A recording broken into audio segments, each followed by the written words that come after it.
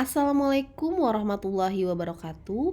Apa kabar rekan-rekan mahasiswa? Semoga dalam keadaan baik dan sehat walafiat.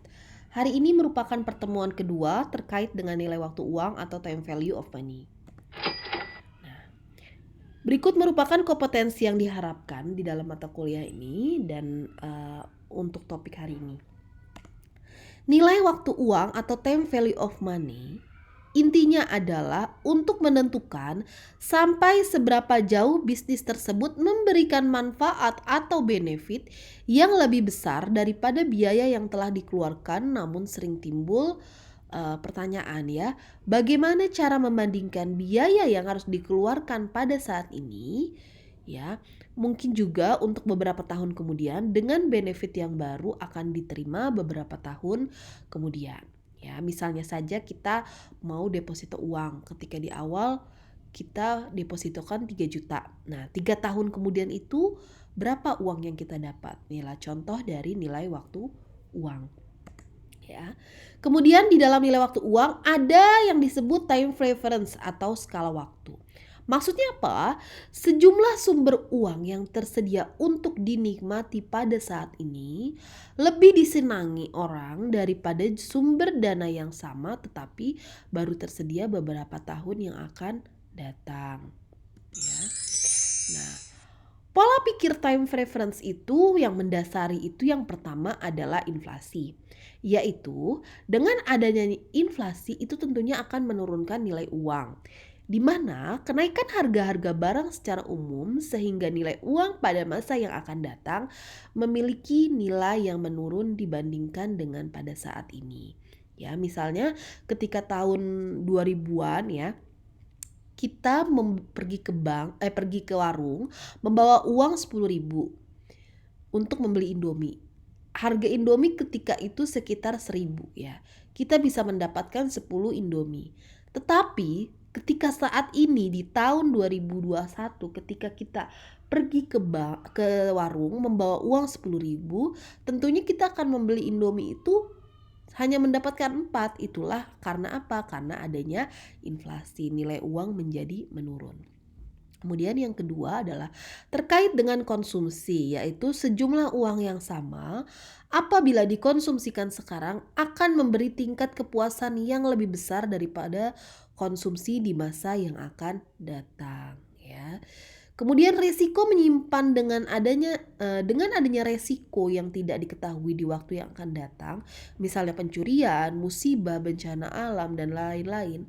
Maka kompensasi nilai uang di masa yang akan datang memerlukan jumlah yang lebih besar ya. Kemudian, kenapa sih sebagian orang lebih menyukai atau memiliki uang di waktu yang mendatang? Itu yang dengan alasan yang pertama adalah terkait dengan pendapatan.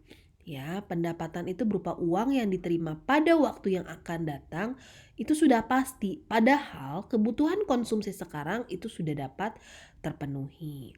Kemudian yang kedua adalah adalah terkait dengan resiko menyimpan uang pada waktu sekarang dianggap terlalu tinggi karena ada kasus misalnya pencurian ya. Nah, kemudian mudah tergoda untuk memenuhi kebutuhan yang kurang mendesak. Makanya uang itu harus disimpan. Kalau misalnya kita nggak simpan, misalnya kita pergi ke mall, ngelihat baju, kita pegang uang, itu pasti langsung tergoda untuk membeli. Ya, padahal kita kalau nyimpen uang bisa jadi berapa tahun kemudian kita bisa beli yang lain-lain yang lebih bermanfaat dari baju yang kita lihat di mall itu ya. Kemudian kebutuhan untuk masa yang akan datang sudah pasti seperti memperbaiki rumah dan membayar uang kuliah dan sebagainya ya. Kemudian kesempatan untuk mengadakan investasi untuk saat ini kurang tersedia atau resiko kerugian yang terlalu tinggi. Nah, di dalam time value of money ada dipengaruhi oleh tingkat bunga. Yang paling berperan itu tingkat bunga ya. Apa sih tingkat bunga itu? Bunga adalah sejumlah uang yang dibayarkan sebagai kompensasi terhadap apa yang dapat diperoleh dengan penggunaan uang tersebut. Ya, saya ulangi.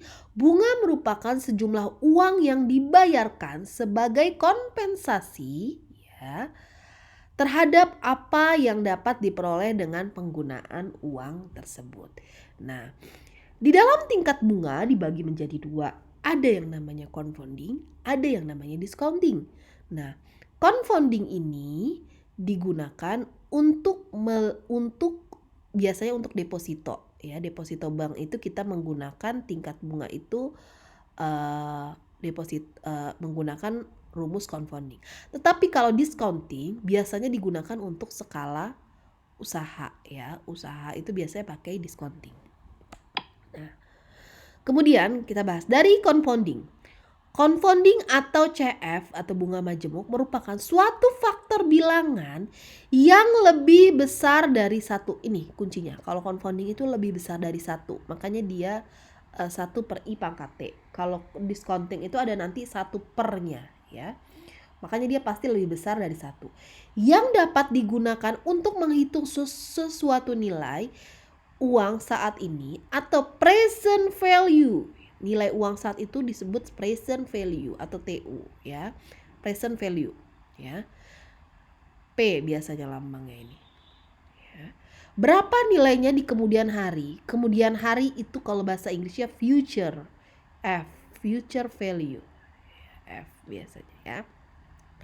Dengan memperhitungkan tingkat bunga. Tingkat bunga itu lambangnya I.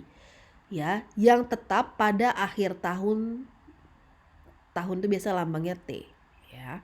Secara matematik rumusnya itu F, nilai uang yang akan datang, sama dengan P dikalikan dengan confounding factor atau CF ya. CF itu rumusnya 1 plus I pangkat T. Nah gini harusnya 1 plus I pangkat T ya, T nya itu di atas. Berikut merupakan simbol-simbolnya ya. Nah, contoh soal confounding factor. Seseorang mendepositokan uang sebesar 1 juta pada suatu bank dengan tingkat bunga 1,5% per bulan. Nah, yang ini apa? Mendepositokan uang pada saat ini. Berarti ini P-nya ya. Nah, atau 18% per tahun. Berarti ini I-nya. Ya. Bila bunga deposito tersebut baru diambil sekaligus pada akhir tahun T1, berarti T-nya itu 1. Nah, berapakah jumlah deposito berserta bunga pada akhir tahun ke-1? Kalau ini yang pertama 1 juta ditambah 1 juta ya, ini P, ini P, ini I. Ya, ini masih 1, masih bisa dapatlah 1.180.000. Ini kalau masih yang sederhana bisa kita hitung seperti ini. Tetapi kalau misalnya sudah pangkat 2, pangkat 10 dan sebagainya, menggunakan rumus ini terlalu lama ya. Makanya kita harus menggunakan rumus yang tadi. F sama dengan P dikalikan dengan 1 plus I pangkat T. Nah yang ini contohnya misalnya. P-nya berapa? 1 juta ya. Kemudian masukkan 1. Nah, tingkat bunganya yang mana? Jangan yang per tahun 18%. Dipangkatin 2 karena kita minta 2 tahun kalau 1 tahun ini. Ya. Kalau pakai cara yang ini ngitung sampai 15 tahun itu lama. Jadi kita menggunakan cara yang ini, pakai rumus yang ini. Ya. Oke. Next, discounting factor. Ada confounding, ada discounting factor. Kalau yang ini konsepnya itu untuk usaha ya, untuk usaha ya. Nah, kuncinya itu. Nah, discounting merupakan berapa nilai uang saat ini di kemudian hari dengan memperhitungkan bunga pada akhir setiap tahun, atau dengan perkataan lain suatu bilangan yang lebih kecil ya, lebih kecil dari 1. Kalau tadi di confounding itu kan lebih besar dari 1. Yang dapat dipakai untuk mengalihkan atau mengurangi suatu jumlah di waktu yang akan datang atau di future income. Berapa nilainya saat ini disebut sebagai discount factor ya. Secara matematik kenapa dia bisa dibilang lebih dari 1? Karena rumusnya seperti ini. DF-nya itu 1 ya, DF-nya itu DF per 1 per 1 plus I pangkat T Nah, yang bawahnya sama kayak confounding, tapi atasnya ditambahkan 1 per ya. Perlu diingat kalau di dalam rumusnya sama ya, P dikali F dikali rumusnya itu F sama dengan P dikali DF ya. Sama aja. Tetapi DF-nya itu 1 per 1 plus I pangkat T kalau di discount faktor. Ya. Contoh diskon faktor nanti juga ada untuk tugas untuk prasyarat kuliah hari ini nanti kalian harus kerjakan Excel-nya ya dan tugasnya lagi. Ntar saya kasih contoh. Ya, discounting faktor ini akan terus digunakan untuk menghitung usaha studi kelayakan yang untuk tugas kalian. Ya, berapakah 1.000 yang baru kita terima 2 tahun kemudian? Pada akhir tahun kedua nilai sekarang present value ya dengan memperhitungkan tingkat bunga yang berlaku saat ini 15%. Ya. Jadi kita baru terima 1.000. Kita mau usaha apa ya? Nah, berapa tahun keduanya? Berarti 1.000 ya. Nah, berarti 1.000 dikali 1 per 1 plus 15%. Ini maksudnya F ya. Nilai yang akan datang itu berapa? Ya, sorry. Maksudnya nilai uangnya itu berapa sekarang ya, P-nya ini. Ya. P sama dengan 1.000 dikali 1 per 1 plus 15% dikalikan 2 ya.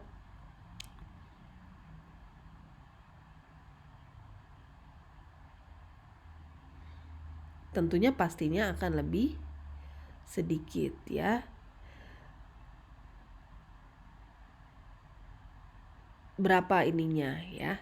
Tentunya akan semakin menurun itunya ya, F-nya itu ya. Nah, mencari besarnya tingkat suku bunga. Contohnya, seseorang meminjam uang sebanyak 500.000 pada waktu sekarang dan diharuskan membayarkan kembali 1 juta sesudah 9 tahun. Berapakah tingkat bunganya? Nah, ini ya. F-nya 1 juta, P-nya 500.000, 1 plus I pangkat 9. Nah, dan seterusnya ini ya, I sama dengan 8,06%. Ntar kalian coba hitung lagi ya. Nah, di dalam evaluasi waktu atau time evaluation, di samping pengertian present value dan future value, masih ada satu pengertian lagi terkait dengan annuity atau uniform series. Annuity itu adalah jumlah yang dibayar atau jumlah yang diterima secara berturut-turut. Kata kuncinya ini ada berturut-turut dari suatu periode yang ada. Ya, annuity ini mempunyai sifat jumlah angsuran yang sama, panjangnya periode angsuran, kemudian angsuran pertama dilakukan pada akhir periode pertama. Ya, confounding factor for annum ya digunakan untuk mencari F jika telah diketahui A, annuity-nya, I, dan T ya. Maka nilai uangnya adalah A dikalikan 1 plus I pangkat N min 1 dibagi dengan I ya. A itu jumlah uang yang dibayarkan, I itu tingkat suku bunga, T itu tahun. Nah, contoh confounding factor for annum. Perusahaan yang bergerak di bidang pertanian harus membayar fee kepada konsultan bisnis sebesar 1 juta setiap akhir tahun secara berturut-turut. Jumlah fee tersebut tidak dibayarkan pada akhir setiap tahun, tetapi dibayar pada akhir tahun kelima sekaligus. Ya, dengan telah memperhitungkan tingkat bunga yang berlaku sebesar 15% setiap tahun untuk setiap pembayaran yang ditahan. Berapa tahun yang harus dibayarkan perusahaan tersebut pada akhir tahun kelima? Ya.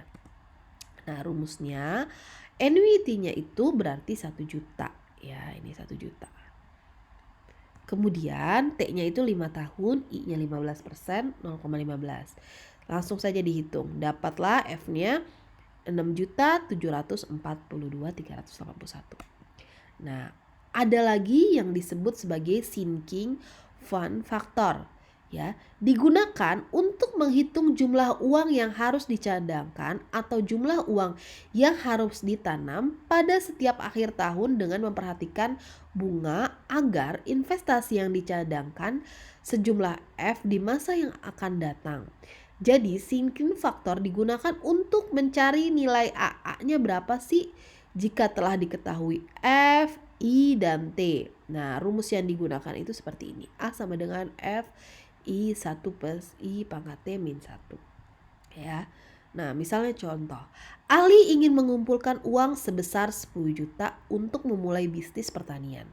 Dia akan pensiun sebagai karyawan dari sebuah perusahaan setelah 4 tahun lagi dari sekarang. Berapakah jumlah yang harus dikumpulkan pada setiap akhir tahun? Tingkat bunga yang berlaku adalah 12% per tahun. Maka A-nya itu 10 juta ya, I-nya 12% atau 0,12 ya, T-nya itu 4 tahun. Nah, langsung kita masukkan. Kita mencari nilai A ini sinkingnya berapa? 10 juta dikalikan dengan 0,12 per 1 min 0,12 pangkat 4 min 1 dapatlah 2.092.344,36. Oke. Sekarang kita masuk ke contoh discounting factor ya yang menggunakan Excel, dan ini akan terus digunakan ketika kalian nanti menganalisis studi kelayakan ya. Jadi nanti ini ada soal dari tahun 0 sampai 10 kalian ketik ya nanti, kemudian ada biaya tetapnya, ini biaya investasi atau biaya tetap, kemudian ada biaya variabel, ada total cost ya. Total cost merupakan penjumlahan dari biaya tetap dan biaya variabel ya, penjumlahan ini sama ini. Kemudian ada benefit TR atau keuntungan ya. Maksudnya TR penerimaan, benefit itu penerimaan ya. Sedangkan net benefit itu namanya keuntungan. Berarti kalau keuntungan gimana rumusnya? Sama dengan ini net benefit dikurang dengan total cost, kemudian enter ya. Kemudian tarik ke bawah. Nah. Kemudian untuk menghitung discounting factor ya. Discounting factor bagaimana rumusnya? Sama dengan 1 buka kurung 1 per 1 plus I. Taruhlah di sini tingkat yang bunga berlaku adalah 18%. 18% kalau dibikin ke pecahan bentuknya gimana? Berarti kan 0,18 ya. Nanti tergantung komputernya, kalau pakai titik atau koma komputer kalian. Pangkat T-nya tahunnya. Sorot dari sini sampai ke sini ya. Kemudian berikan tanda dolar ya di sininya.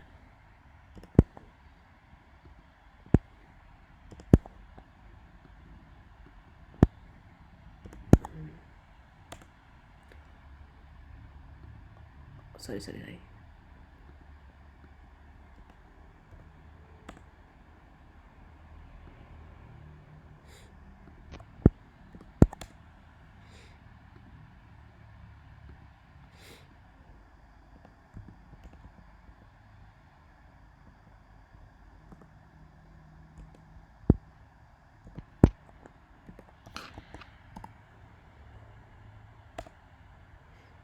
Ya. Jadi ini. Nanti perhatikan terkait dengan tanda koma atau titik di komputer kalian ya. Jadi saya ulangin lagi ya. Sama dengan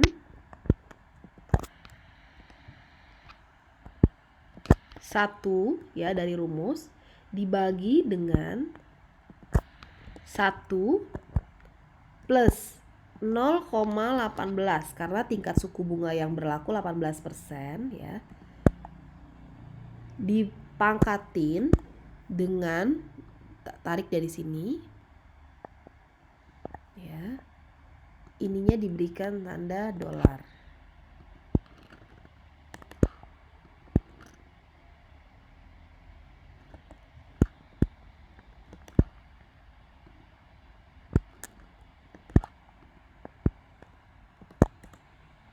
Nah, ini.